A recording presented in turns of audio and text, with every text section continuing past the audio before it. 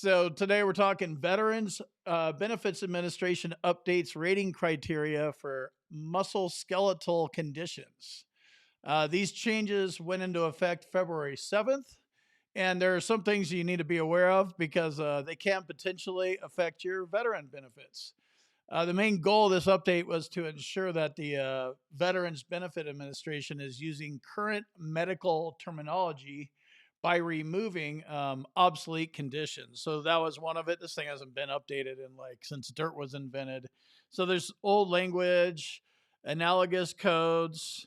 So they're trying to, freshen up, if you will, the diagnostic codes and the explanations, and we'll go into that a bit. The main parts of this, I have links in the description to the update.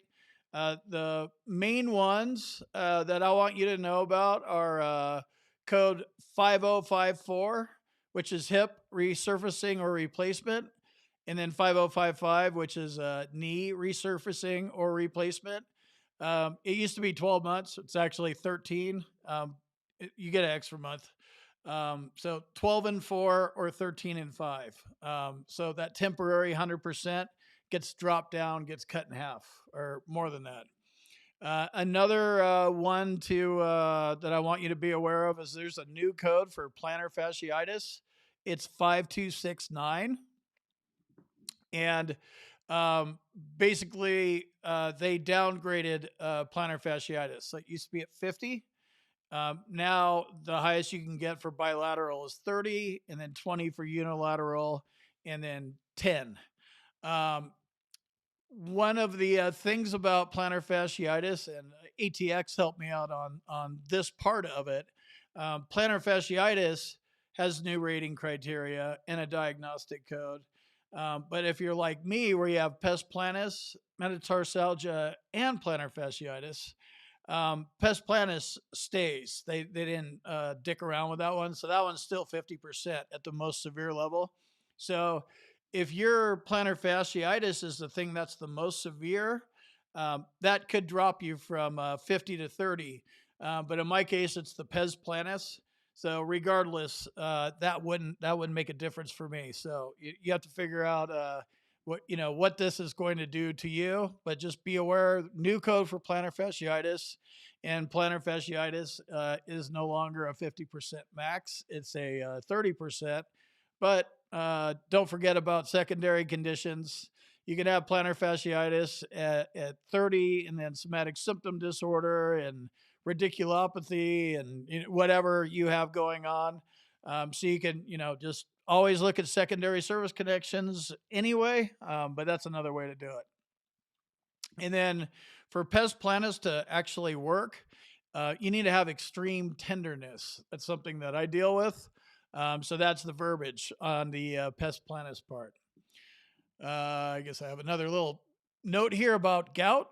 Fun fact: ATX schooled me on this too. I don't have gout. I'm not a doctor, not a lawyer. I've heard of it.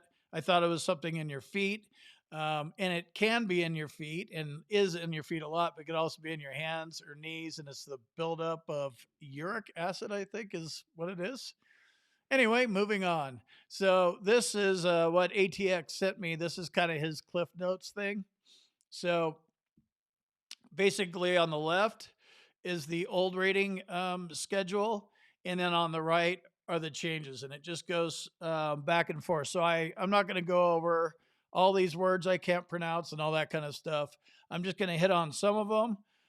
You need to get in here and look at your own stuff. If you have one of these diagnostic codes or one of these conditions, you need to get in here and look at this stuff. So the first one I highlighted is 5002, arthritis rheumatoid atrophic. And then they changed it to, it's still 502, but they call it multi-joint arthritis, except post-traumatic and gout. Two or more joints as an active process. So this is one of the things they're doing. This one doesn't really make much sense to me.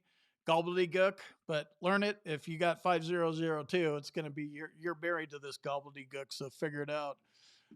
So they're changing the titles around. That's one of the major things, and making it easier. 5003, arthritis, degenerative. Now it's degenerative arthritis other than post-traumatic. So just if you see that right there, degenerative arthritis. That's what it's called. But it used to be arthritis, comma degenerative.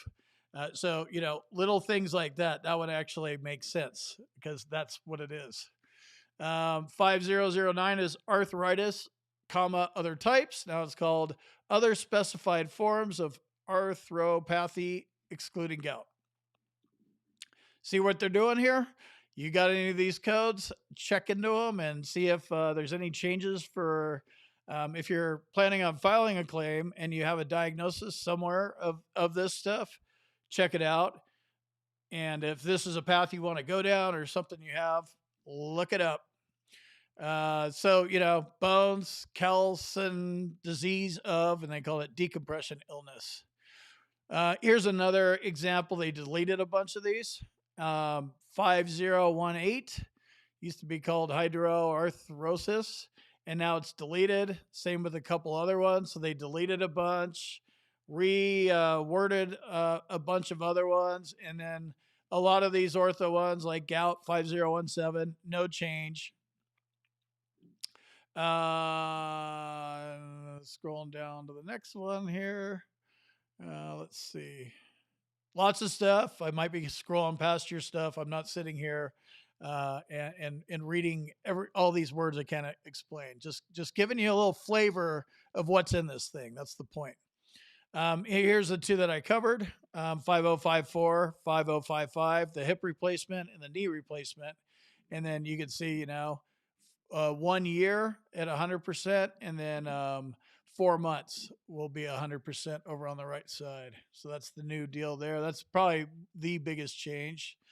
Combinations of disabilities. A lot of this stuff didn't change, right? Anatomical loss of one hand and loss of use of one foot. 1 foot and 1 hand, both hands, both feet, 1 hand and 1 foot again. Loss of use of both hands, no change on any of those things. So they didn't go changing everything. This one also has special monthly compensation associated with it if you're at the 100 level on these ones that are highlighted. Let's see what else we got here. Got a couple other fun ones, and I can put this so you guys can check it out or screenshot it or whatever. Lots and lots of stuff, lots of pages. So here's and it's just going by the different sections of the body. So here's the foot. So we got our new diagnostic code 5269 for plantar fasciitis. And then it just says new on the left. It doesn't say what the old one was, but it tells you what the new rating criteria is. And this is what this means. No relief from both non-surgical and surgical treatment. That's me. So now that's 30. Fortunately, I got this rating a couple of years ago. Again, I think my pes planus would have kept me at 50, but just be aware of that. Plantar fasciitis. I talk about feet a lot, and I hear about plantar fasciitis a lot. So this is the silver bullet from the video. So it just breaks it down. No relief, unilateral, 20. No relief, bilateral, 30. Bilateral, both feet. And then 10. Mild, moderate, severe. And I think what it used to be was 50 was severe, 30 was moderate severe, 20 was moderate, and 10 was mild. So they just kind of reworked some things there.